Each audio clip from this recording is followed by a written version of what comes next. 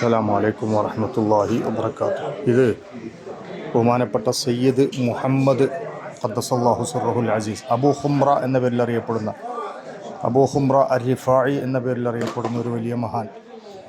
ഇത് ബഗ്ദാദിലാണ്. ബഗ്ദാദിൽ ബഹുമാനപ്പെട്ട ഗൗസുൽ ആലം ഷെയ്ഖ് മുഹിയുദ്ദീൻ അബ്ദുൽ ഖാദിർ ജീലാനി റളിയല്ലാഹു അൻഹുവിൻ്റെ മഹാനവറുകളുടെ മഖ്ബറയുടെ ബാക്കിലുള്ള മദ്രസത്തുൽ ഖാദിരിയ, അതിൻ്റെ ബാക്ക് സൈഡിലുള്ള ഒരു മഖ്ബറയാണ് ഇവിടെ.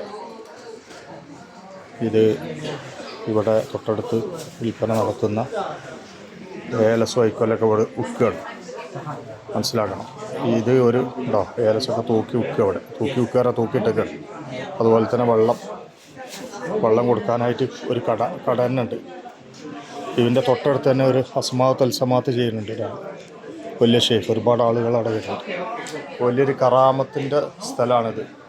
ഇത് വെള്ളത്തിലാണ് ഈ മഖ്ബറ. ഇൻഷാ അല്ലാഹ് നമുക്ക് കാണാം. ബിസ്മില്ലാ.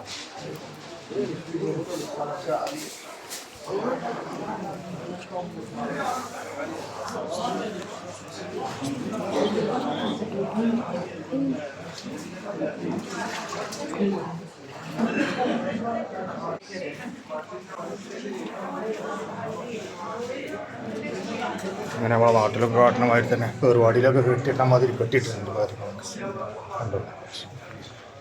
വെള്ളത്തിലാണ് മഖ്ബറ സ്ഥിതി ചെയ്യുന്നത്. എന്തോ ഒരു കറാമത്തിന് വെള്ളത്തിലാണ് മഹാനവറുകളുടെ മഖ്ബറയുള്ളത്.